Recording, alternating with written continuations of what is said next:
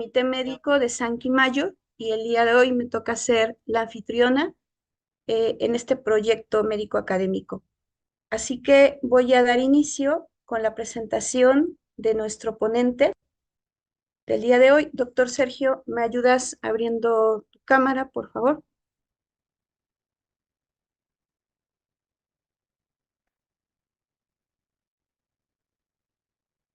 Listo.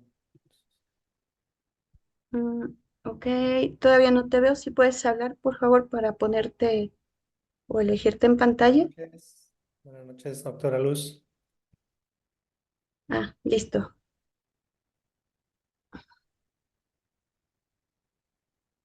Ok, pues nuestro ponente de hoy tiene gran experiencia en este tema que hemos estado promoviendo, que es SEA de colon y el uso de nutracéuticos. ¿Por qué la importancia de ver esto de forma fisiológica, de entender la farmacocinética, la farmacodinamia, de entender el contexto de lo que puede ser en temas de nutrigenómica, de metabolómica, cómo apoyamos a que esta enfermedad, este estado alterado de nuestro cuerpo, se resetee, se prevenga esta enfermedad o se acompaña al paciente para darle una mejor calidad de vida cuando no hemos tenido la precaución de cuidarnos a tiempo. Eh, Voy a comentarles que el doctor Sergio David Robles Sandoval es médico cirujano con especialidad en cirugía general, especialidad en oncología quirúrgica por parte de UNAM. Tiene una maestría en alta dirección, un máster internacional en oncología general e investigación, doctorante en alta dirección de establecimientos de salud, diplomado en administración de hospitales, sinodal Consejo Mexicano de Oncología, experto evaluador de trabajos libres para la Asociación Mexicana de Cirugía General, galardón licenciado Sebastián Lerdo de Tejada al talento y la innovación institucional, socio activo actualmente de la Sociedad Mexicana de Oncología, además socio activo de la Sociedad Quirúrgica de México AC, socio activo de la Asociación Mexicana de Cirugía General y socio activo de la Sociedad Europea de Oncología Ginecológica. Así que para mí el día de hoy es un honor recibirlo y estamos iniciando esta serie de charlas que no solo tendrá que ver con la parte preventiva, sino que también abordaremos la resolución de la enfermedad, el acompañamiento en la enfermedad. Bienvenido, doctor Sergio. Adelante. Muchas gracias, doctora Luz, por la presentación. El día de hoy, pues, iniciamos esta ruta para el acompañamiento y para poder acercarnos a nuestros compañeros médicos y profesionales de la salud en integrar un tratamiento adyuvante, complementario a nuestro actuar médico. El día de hoy, pues empezaríamos con uno de los temas importantes por la forma en la que se presenta la enfermedad. Aquí, en el inicio les pongo Ikigai, que se refiere, es una palabra que no tiene traducción, pero hace referencia al conocer o el saber cuál es nuestro propósito en la vida, para qué estamos aquí. Por eso, el lograr poner esta palabra en este contexto, en conjunto con la oncología, que es la rama que va a tratar todas las neoplasias sólidas, y la cuestión de la integrativa, que es el llevar esta acción de componentes complementarios al actuar médico, como en este caso sería los nutracéuticos, que también puede ser una dieta sana, suplementos alimenticios y ejercicio. Para empezar, pues hay que recordar que el colon y el recto van a ser la parte del intestino grueso, la parte final del tubo digestivo, es la porción más larga en la que pues se llevan ciertos procesos alimenticios que habitualmente a nosotros nos enseñan que es un tubo que va a servir para generar moco, que absorbe nutrientes, que tiene el apéndice que por ahí refieren que es para que te acuerdes que el Ser Supremo existe cuando se inflama, que cuando pasamos penumbras con la cuestión del estreñimiento, una mala dieta, pues surgen las hemorroides y hasta ahí nos quedamos. En un contexto de una anatomía que tiene ciertas capas, una mucosa, una submucosa, muscular y una serosa, y solamente en ese nos basamos en el ambiente anatómico quirúrgico. Pero pues hay que recordar que tiene varias partes, como es el colon ascendente, transverso, descendente, sigmoideo y el recto. De aquí va a depender la forma en la que se presente una tumoración para que dé datos clínicos o la sospecha clínica de cómo se desarrolla la enfermedad. Pero, ¿qué es el cáncer? El cáncer se define como un conjunto de enfermedades que desde el punto de vista biológico va a ser un trastorno esencialmente que afecta a los genes y se va a caracterizar por un desequilibrio entre la proliferación, los mecanismos normales hasta llevar a la muerte celular.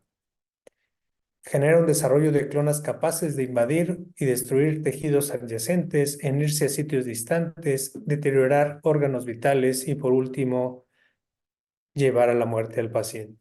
De hecho, en su bestseller, Siddhartha Mukherjee realiza y escribe este libro que denomina El emperador de todos los males, una biografía del cáncer en la cual él, dentro de su formación como hemato-oncólogo, hace una redacción histórica del proceso oncológico y lo va relacionando con el quehacer de su especialización. Dentro de la epidemiología, vamos a tener que el cáncer de colon es la tercera neoplasia más frecuente a nivel mundial. Esto conlleva una importancia, ya que gran parte de la población, en este caso de las información de esta bibliografía de este año, nos describe que cerca de 2 millones de personas van a ser diagnosticadas con esta enfermedad.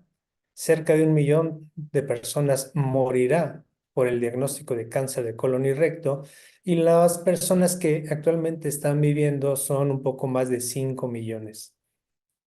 ¿Esto qué quiere decir? Que uno de cada 23 personas en esta plática desafortunadamente padecerá un cáncer de colon. Comparando con el cáncer de mama, que su incidencia o los casos nuevos para este año serían un poquito más de 2 millones, con una mortalidad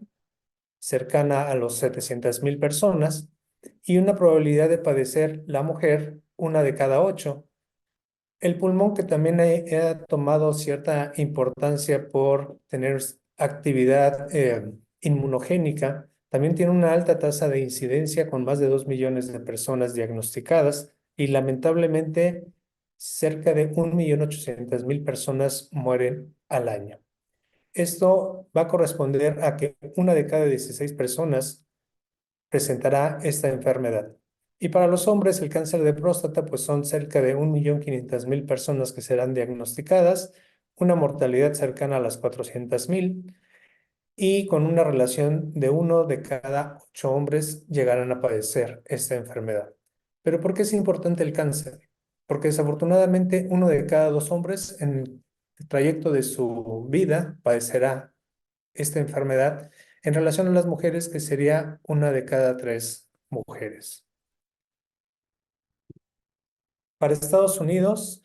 la American Cancer Society y la NCCN para este año nos refieren un diagnóstico de un poquito más de 150,000 casos de cáncer de colon, más de 53,000 muertes, pero ellos nos refieren que han ido, de acuerdo a sus estrategias de tamizaje, el que tienen más posibilidad de obtener tratamientos más avanzados, pues han llegado a disminuir la mortalidad hasta un 35%. Desafortunadamente, en esta literatura nos refieren que cerca del 63% de las muertes por esta enfermedad no debían de pasar si se realizara un tamizaje adecuado, una detección oportuna o realizar tratamientos que nos ayuden a prevenir esta enfermedad.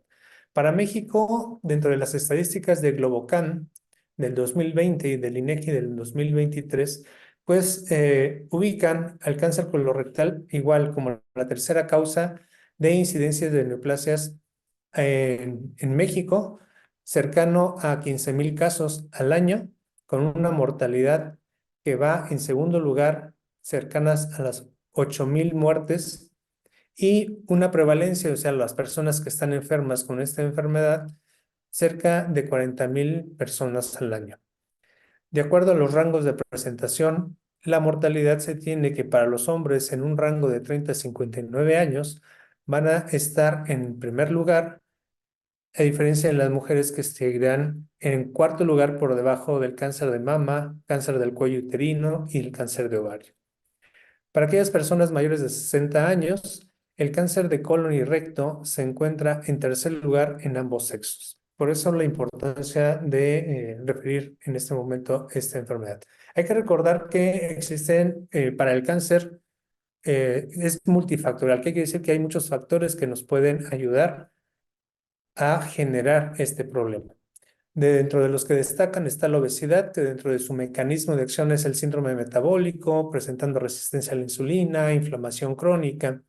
De acuerdo a un metanálisis, se demuestra que la asociación entre la adiposidad y el cáncer de colon, o sea, el índice de masa corporal y el índice de cintura-cadera, va a incrementar el riesgo del 14% en los hombres y el 20% en las mujeres.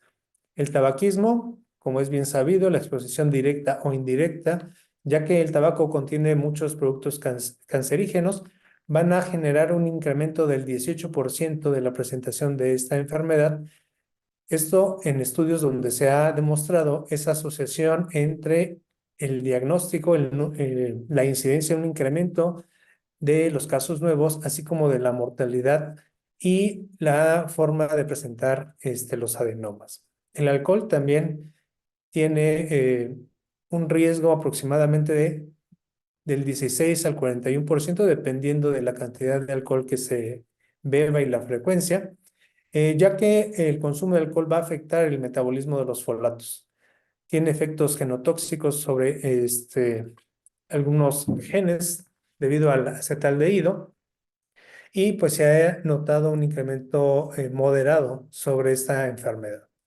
Ya es bien conocido también que las carnes rojas procesadas y favorece a la formación de compuestos N-nitrogenados, y que estos son carcinógenos químicos que van a actuar de forma directa en esta alteración, generando un incremento del riesgo entre 30 a un 50%. La aspirina y aquellos analgésicos inhibidores de la COX-2 pueden utilizarse como de forma preventiva, ayudan a disminuir ese riesgo de padecer la enfermedad, ya que inhiben una vía metabólica que es la ciclooxigenasa, que va a disminuir el impulso inflamatorio que se llega a presentar a nivel del intestino, que nos ayuda también a disminuir la actividad del crecimiento tumoral y de algunas señales intracelulares. Desafortunadamente, también una enfermedad muy frecuente en nuestra población es la diabetes, que de la mano con la resistencia a la insulina, la terapia crónica con insulina, que pues ha habido algunas formas de presentación de la enfermedad que tienen una alta actividad mitogénica y que ya fueron sacadas del mercado porque favorecieron el incremento de el diagnóstico de cáncer, pues como tal o de forma general se tiene que incrementar el riesgo hasta de un 30%. Asimismo, los pacientes que padecen enfermedad inflamatoria intestinal, como es la enfermedad de Crohn o la enfermedad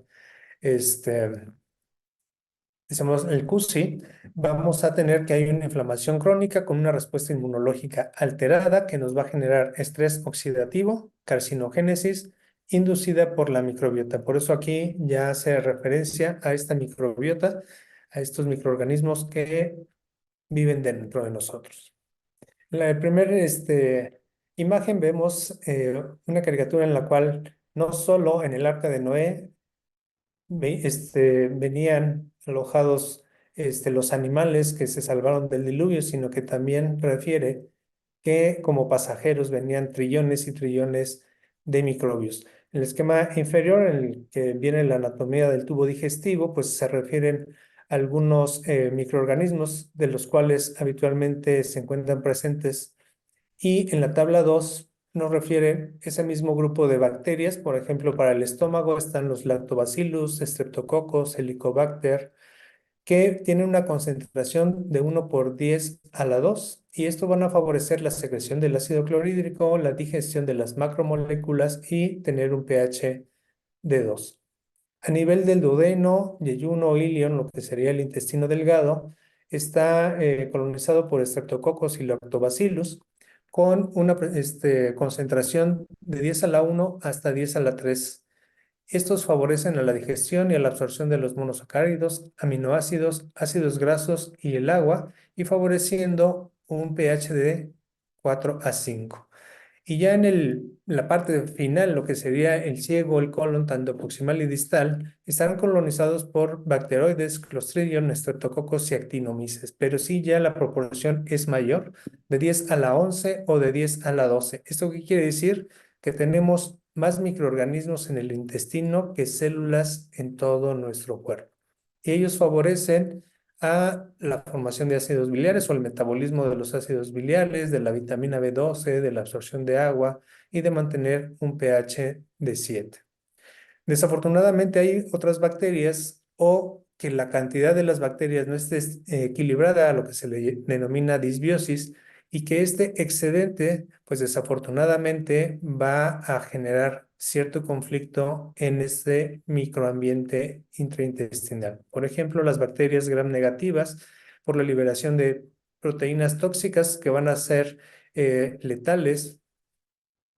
como factor virulento, generando un daño en el DNA, activación de ciertas quinasas que favorecerán la inflamación crónica. La Escherichia coli, al igual con la liberación de proteínas tóxicas, van a generar un daño al DNA, van a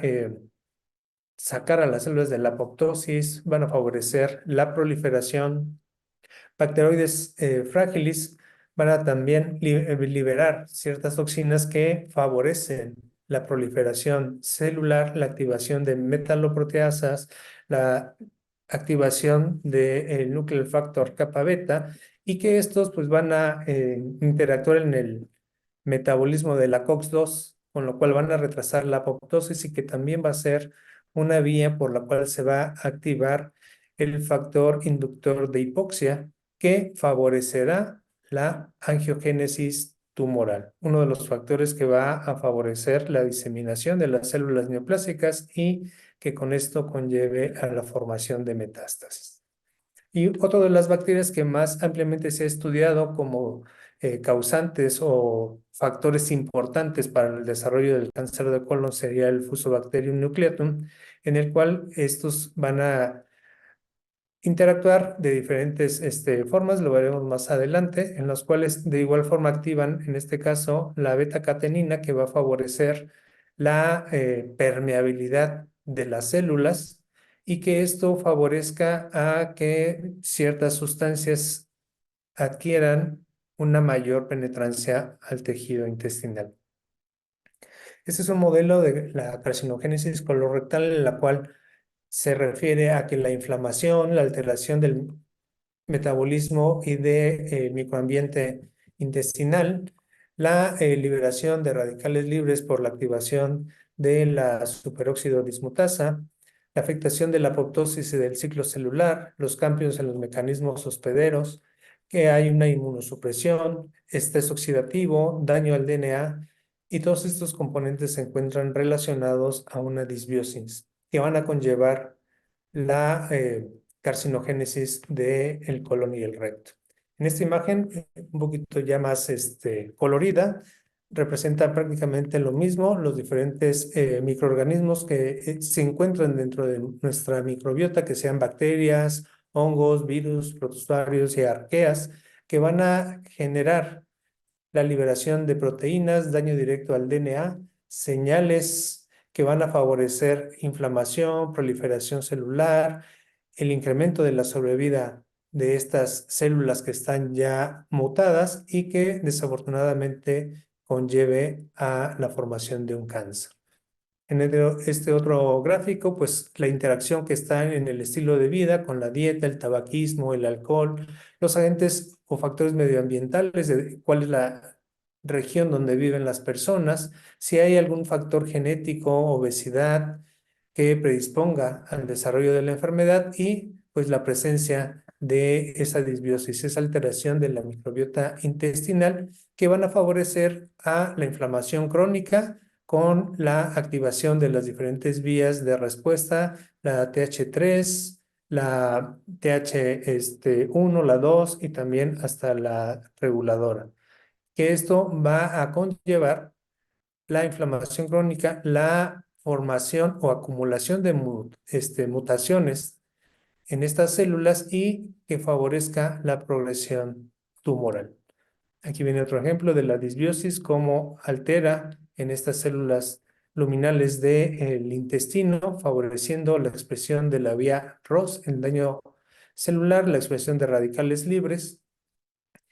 Y en este otra, cómo se va disminuyendo este moco, que sería una de las capas funcionales que actualmente se reconocen en el intestino. O sea, anteriormente referíamos las capas anatómicas, pero funcionales actualmente tenemos lo que es el moco y lo que sería la microbiota, que pues van a interactuar dependiendo de la cantidad y el tipo de estas bacterias van a formar toxinas que van a favorecer la expresión inflamatoria. Entonces tenemos que la microbiota intestinal, favorecida por la dieta, puede ayudarnos a la generación de metabolitos. Si podemos entender bien cómo es esta división de lo que sería la metabolómica, la cuestión de los prebióticos, los probióticos y los posbióticos, pues en una parte los prebióticos pues son el sustrato, ¿no? El alimento de estos microorganismos que serían los probióticos, la fermentación o la interacción de estos dos generalmente por fermentación va a llevar a la formación de los posbióticos. Pero desafortunadamente al tener una disbiosis, pues estos metabolitos van a ser proinflamatorios, llevando a la inflamación directamente del colon, al estímulo de carcinogénesis y a la proliferación de las células tumorales del colon. Y decíamos, uno de los que más se ha estudiado es el Fusobacterium nucleatum, en el cual por 5 vías diferentes genera, al final de cuentas, un estado proinflamatorio por la vía 1, alteraciones en el microambiente y la inmunosupresión del microambiente que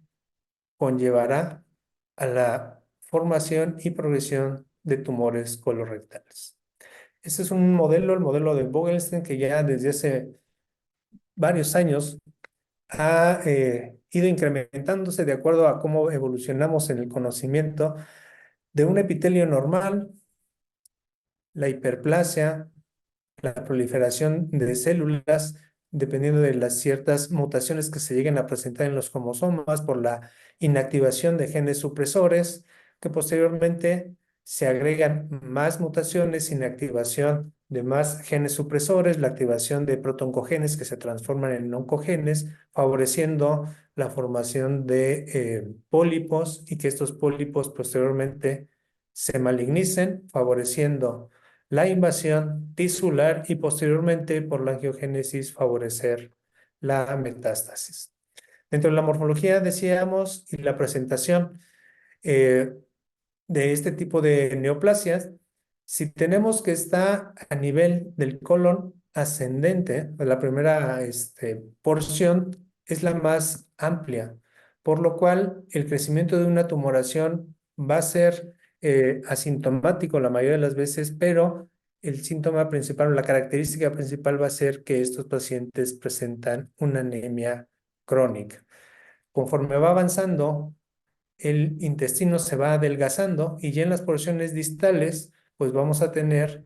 que, como son más delgadas, el crecimiento tumoral sí va a reflejar síntomas de trastornos como diarrea, si es un tumor secretor, estreñimiento, asentamiento de heces o sangrado en las evacuaciones. Entonces, el cuadro clínico que los pacientes llegan a presentar puede ser por hemorragia, dolor abdominal, cambios en el hábito intestinal, anorexia, pérdida de peso por este proceso de caquexia que se va generando con los pacientes al pues no querer comer, al tener náusea, vómito. En aquellos casos que tenemos la anemia crónica, pues se va a manifestar mediante la fatiga. Una vez que nos llega este paciente, pues lo que hacemos en oncología es realizar estudios para demostrar la enfermedad, el gol estándar, la colonoscopía, que nos sirve para visualizar la lesión, pero que también nos sirve para tomar la biopsia y determinar qué tipo de neoplasia es la que estamos presentando. Desafortunadamente, aunque ya es muy frecuente los centros con tomografía o los gabinetes con tomografía, pues habrá instituciones o lugares donde no se cuente con el estudio y pues se utilizará el colon por enema en el cual se buscaría algún defecto de llenado negativo, como sea el signo de la manzana mordida, que es patognomónica de la enfermedad, realizar placa de tórax para identificar si hubiera actividad tumoral a nivel pulmonar.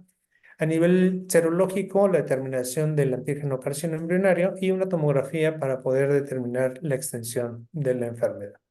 En la colonoscopia, pues lo importante es identificar la tumoración, pero podemos identificar algunos pólipos que pueden presentarse de forma solitaria en un 60% y un 40% hasta de formas múltiples, ¿no? De acuerdo al tamaño que presentes, pues será el riesgo de presentar una neoplasia en menores de 1 centímetro. La probabilidad de que ese pólipo tenga un cáncer ya es muy baja, del 1,3%. Entre 1 al 2% ya se incrementa hasta el 10%. Y cuando son mayores de 2 centímetros, hasta el 46%. Va a depender del tipo de displasia para poder identificar, o sea, de qué cambios tiene ese adenoma para que pueda migrar a ser un cáncer invasor. Y una vez que ya está diagnosticado, pues nos interesa saber qué tanto está penetrando la enfermedad y la probabilidad o la posibilidad de que esté ya con enfermedad a nivel de ganglios o enfermedad metastásica y con eso determinar el tipo de tratamiento inicial. La mayoría de las veces el primer tratamiento que se oferta es la cirugía. En casos muy avanzados que llegan pacientes ocluidos o con sangrado, eh, la cirugía de urgencia es hacer la derivación, la toma de biopsias y ya posteriormente con el estudio del material, aparte que nos diga el nombre de la enfermedad, se pueden hacer estudios ya de algunas mutaciones genéticas que ayudarán a el oncólogo médico a determinar el mejor tratamiento para el paciente de acuerdo a estas mutaciones, así hay expresión de algunos receptores y que también puede ayudar algunos marcadores serológicos. Una vez completado el tratamiento, pues va a depender de la etapa de la enfermedad en la cual fue diagnosticado el paciente para tener una sobrevida, una propuesta de qué tanto puede vivir el paciente o hasta qué tanto podrá sobrevivir. Los de la etapa 1, una etapa temprana, la posibilidad de vida a 5 años está entre el 85 y el 95%. La etapa 2, que sigue siendo una etapa confinada al intestino, entre el 60 al 80%. Y la etapa 3, entre un 30 a 60%. Aquí la diferencia es para nosotros como quirúrgicos, que si tenemos todos los elementos de bajo riesgo en una etapa 2 y las etapas 1 pueden quedarse con tratamiento quirúrgico, pero desafortunadamente habrá casos en los que los pacientes se identificaron menos de 12 ganglios, el grado de diferenciación es muy pobre para el paciente, tumores mal diferenciados, que hay extensión o invasión perineural, vascular y linfática, o que fue el paciente operado por obstrucción o peor perforación, y que a esos pacientes se les indica el uso de agentes quimioterápicos. En el esquema vemos dentro de las etapas los factores pronósticos que les refería actualmente y ciertas propuestas que podemos identificar en estudios genéticos del material obtenido para que el oncólogo médico pueda precisar un tratamiento dirigido. ¿Cuándo tendríamos esa posibilidad de mejorar una posibilidad de vida a los pacientes o a las personas, que sería el tamizaje. ¿Cuándo realizar un tamizaje de cáncer de colon? A los pacientes con riesgo normal de 45 años y que no tengan algún otro factor importante, a los de riesgo aumentado, aquellos que tengan en su familia biológica antecedente de cáncer colorectal o de pólipos avanzados previos al cáncer, que hayan tenido cáncer colorectal o pólipos también incrementan ese riesgo, o que tengan alguna enfermedad inflamatoria, ulcerosa o el Crohn, el CUSI o el Crohn. Y los de alto riesgo, aquellos que ya tienen síndromes hereditarios como el síndrome de Lynch o síndromes de poliposis, que pues el riesgo va a ser mayor, ahí va a bajarse la edad de corte para realizar la colonoscopia. Pero aparte de la colonoscopia o del cribado del cáncer de colon, ¿qué es lo que salva las vidas de las personas? Pues decíamos el tomar aspirina, comer alimentos saludables, beber poco o nada de alcohol, la actividad física, suficiente vitamina D, mantener un peso ideal y algo muy importante, dejar de fumar. Esto viene reflejado en las guías para pacientes del escrutinio del 2021 de el NCCN. Pero decíamos, bueno, la aspirina y algunos otros agentes antiinflamatorios. En este gráfico tenemos a nivel central y que va a actuar sobre la beta-catenina. Decíamos que esta nos ayuda a disminuir la permeabilidad, favoreciendo la unión entre las células a nivel del intestino. El núcleo factor kappa beta, el cual puede inducir la expresión del factor inductor de hipoxia que incrementa la posibilidad de la angiogénesis, y la vía COX-2. Y en la tabla es un estudio en el cual hace un comparativo sobre la aspirina, el naproxen, el Sunilac y el celecoxib y sus formas de actuar ya vía molecular que nos ayudarían a prevenir el desarrollo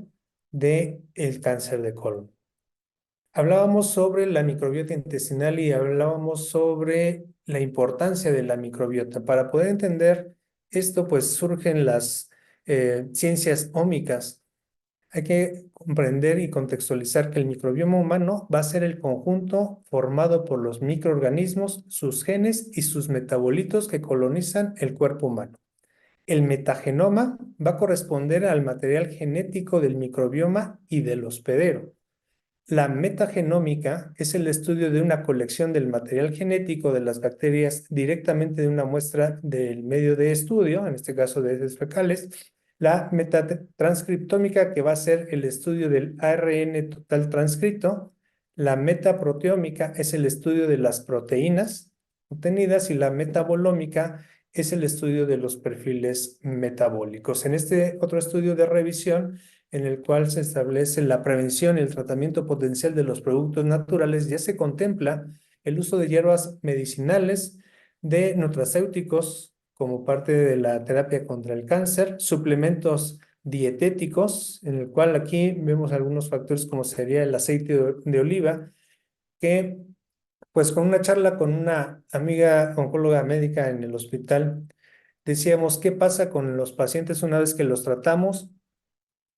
¿Qué les damos o con qué los apoyamos para que no les regrese la enfermedad? Porque los pacientes van a regresar al mismo estilo de vida, al mismo macroambiente y microambiente que les generó la neoplasia. Y lo único que hacíamos era indicarles la dieta mediterránea, considerando que es de las más favorecidas o las más recomendadas para disminuir el riesgo de cáncer, pero hasta ahí nos quedábamos,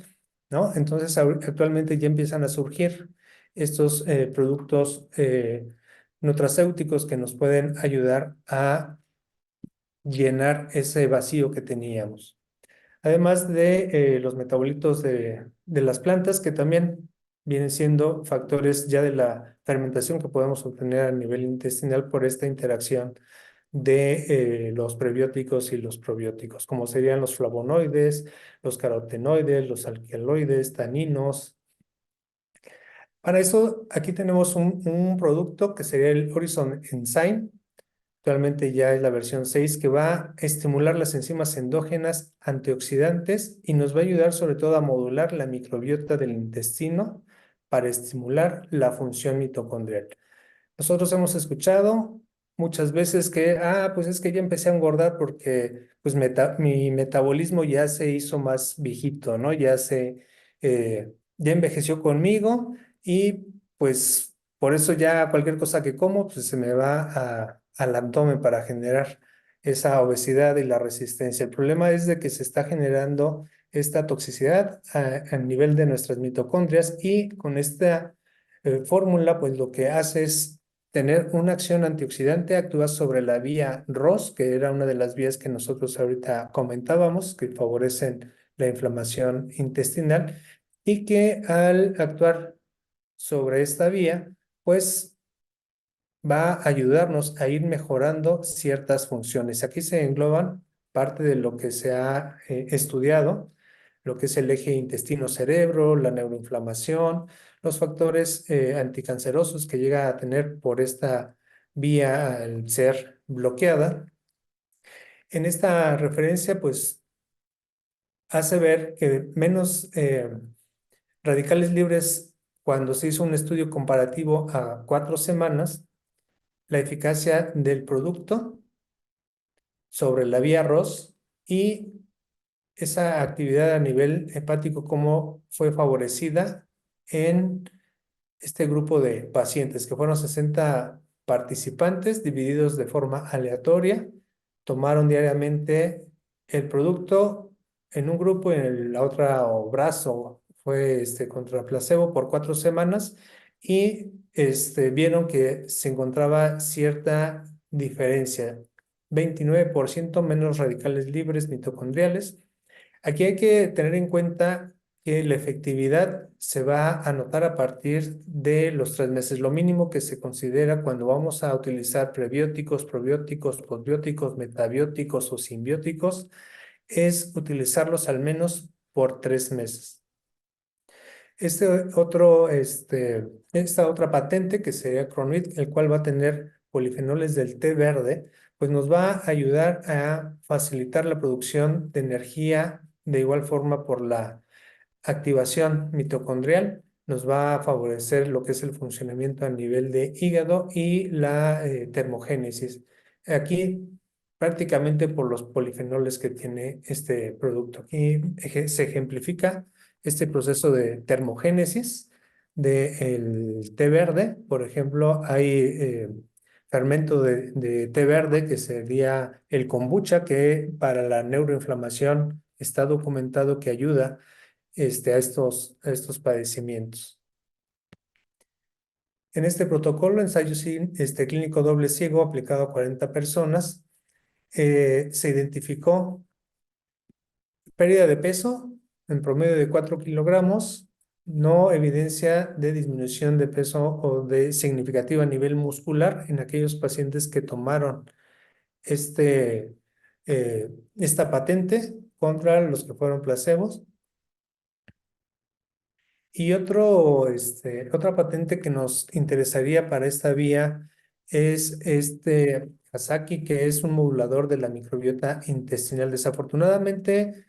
más del 55% de la población o de los adultos, sus actividades diarias están relacionadas al sedentarismo. Esto genera un desequilibrio en la microbiota, sobre todo en la disminución de bacteroidetes y de la Akkermansia muciniphila. Esta bacteria pues se ha considerado como un eje actualmente en la salud de la microbiota.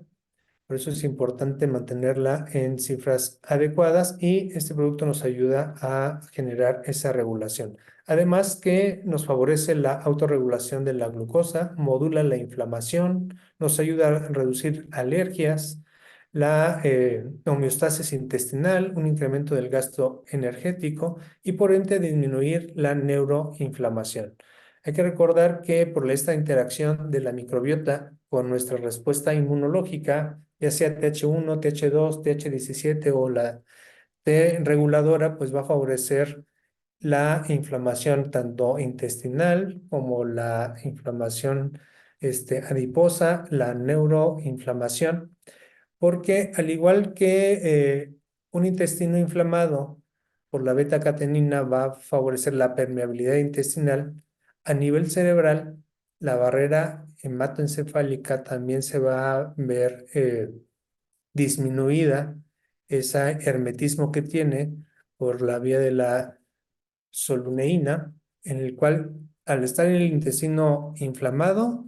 va a tener también la apertura de esta barrera a nivel cerebral y por eso el generar esta neuroinflamación. Nos ayuda a generar una estabilidad, una mayor diversidad de la microbiota intestinal para favorecer que genere un equilibrio y nos disminuya esta inflamación. Aquí está estas pruebas de laboratorio, en el cual en el sello clínico,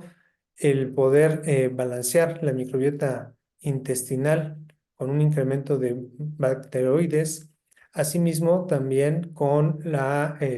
mejoría de la glicación que llegan a tener los pacientes cuando hay una alteración en el metabolismo mitocondrial.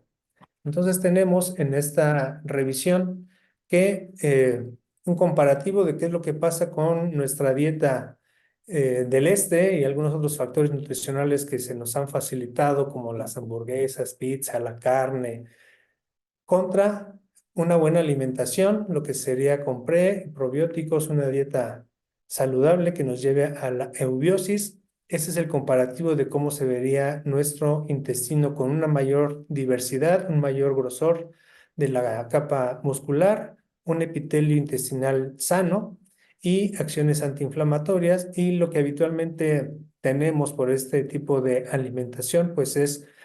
una mayor cantidad de bacterias, o sea, no hay tanta diversidad, pero sí hay más bacterias y que desafortunadamente eso es lo que se genera la disbiosis, generando un adelgazamiento de la capa mucosa, que los metabolitos actúen directamente generando un daño del epitelio, favoreciendo la permeabilidad. Si ven el comparativo, aquí está bien hermético, aquí ya está abierto y favorece pues esta interacción de estos metabolitos y en ocasiones la permeabilidad para los microorganismos. En esta otra gráfica que está un poco chiquita fue de un simposio de dietas del paciente oncológico por parte de la Federación de Nutrición el año pasado, en el cual hacen un comparativo de las diferentes dietas y cómo se ven este adelgazamiento o disrupción del moco con la interacción y el proceso inflamatorio que se presentan en la dieta del este, la dieta cetogénica, la libre de gluten y pues prácticamente favorecen dos dietas, la vegetariana y la dieta mediterránea. En esta revisión también pues nos hace claro identificar que los prebióticos o el sustrato, una buena alimentación, nos va a ayudar a modular las citoquinas a nivel intestinal, regulando estas citoquinas antiinflamatorias para disminuir la inflamación del colon. Por parte de la fermentación, la liberación de ácidos grasos de cadena corta. Aquí algunos de los más relevantes, aunque el que más importancia se le ha dado es al butirato, que nos van a ayudar a mantener esa energía, a activar esta regulación de la formación del moco, nos van a ayudar también la absorción de minerales, estimula el crecimiento de los microorganismos, que serían los probióticos, al interactuar liberarían los posbióticos, que aquí serían las patentes que les refería anteriormente, y que estos posbióticos pues van a favorecer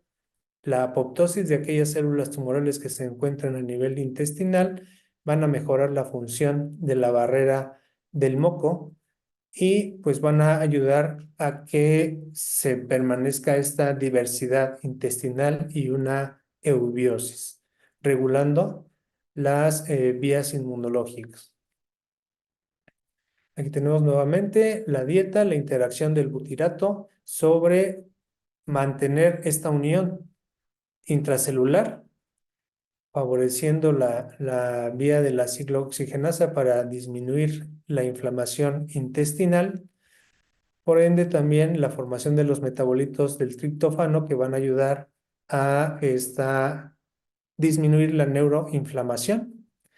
Y pues vemos acá los ácidos grasos secundarios que desafortunadamente cuando hay una disbiosis, pues van a generar inflamación, proliferación, disfunción de la barrera mucosa Eh,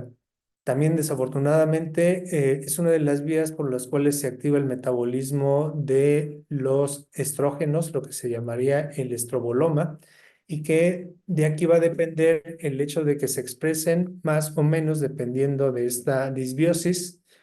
ese estroboloma y el riesgo de generar neoplasias que se vean implicadas con los estrógenos y los progestágenos, como sería el cáncer de próstata, como sería el cáncer de mama en las mujeres, cáncer de ovario, cáncer de endometrio. En esta revisión de cuál era la interacción de las microbiota o en la disbiosis con los diferentes tipos de cánceres gastrointestinales y geniturinarios, tenemos pues ya identificados para el cáncer gástrico, Helicobacter, Lactococcus, Lactobacillus, Fusobacterium, cáncer de páncreas también, ya tenemos factores etiológicos de la microbiota que se encuentran relacionados, una gran lista en el cáncer colorectal, cáncer de próstata, porque también hay resistencia a la castración, aquí debido por el estroboloma, puede ser una de las vías en las cuales pudiéramos actuar para poder mejorar este tratamiento de los pacientes y lograr que estén libres de enfermedad por más tiempo. Decíamos cáncer de endometrio, de ovario, cervicuterino y de vejiga. Desafortunadamente por la disbiosis van a generar ese proceso de infiltración tumoral, crecimiento celular, proliferación. Y aquí en este cuadrito vienen las diferentes terapéuticas, como sería la dieta, el uso de probióticos, prebióticos, posbióticos, que serían los que nos traen a esta charla,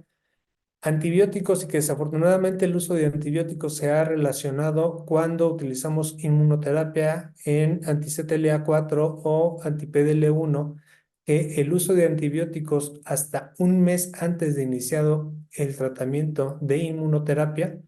van a condicionar una respuesta pobre al el tratamiento. Y esto es desafortunado porque esta inmunoterapia tiene altos costos y no es accesible para cualquier bolsillo. Imagínense que un tratamiento que ronda en millones se pueda ver menoscabado porque se utilizó un antibiótico un mes antes. Eso es un resumen de cómo actúa o cuál es el efecto de la microbiota en la prevención de los tumores. Decíamos, aquí arriba tenemos los microorganismos, el efecto y cómo nos va a ayudar en ciertos puntos de la carcinogénesis a disminuir respuesta inmunológica, a favorecer la apoptosis de las células tumorales, ayudar en los tratamientos y que con eso podamos tener una respuesta mayor. Aquí es otro esquema en el cual tenemos en la primera parte la mano izquierda mía, que aquí está con la flecha roja, una disbiosis y del lado derecho una eubiosis. Los factores medioambientales, la disbiosis decíamos intestinal en esta gráfica, cómo adelgazan lo que es el moco, la interacción con las células y favorecer la inflamación. Crónica del intestino, activación de las células inmunológicas, avanzar a un adenoma y un cáncer de colon. Y del otro lado, pues un estado antiinflamatorio con una adecuada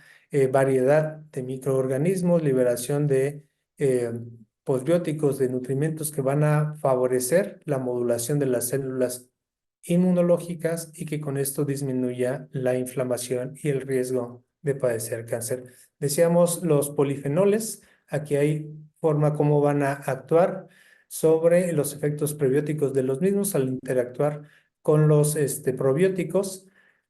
mejora la salud de la microbiota, mejora la regulación de la motilidad intestinal, disminuye la inflamación y el efecto de la neuroinflamación, por lo cual favorece aquellos trastornos que se están relacionando como es Parkinson, Alzheimer, esclerosis, el regular la flora intestinal, perdón, la microbiota intestinal, la flora del nombre previo. Al regularla y generar una eubiosis, podemos tener una parte de tratamiento para este tipo de patología. Y aquí en este caso decíamos que uno de los principales que se ha manejado es el butirato, el cual nos va a ayudar a un incremento de la energía como la primera patente es el Horizon Enzyme. Nos va a favorecer la inducción de la apoptosis de las células que están mutadas, nos va a disminuir la inflamación y al no favorecer la activación del nuclear factor kappa beta, pues también nos va a disminuir la hipoxia, el factor de inducción de hipoxia y con ende, pues la angiogénesis, la modificación de las histonas por el daño celular, efectos antioxidantes en disminuir la permeabilidad intestinal y pues favorecer, deseamos, la apoptosis. Entonces, en este cuadro pudiéramos incluir de las patentes que comentamos previamente, pues que sí hay cierto enfoque en el uso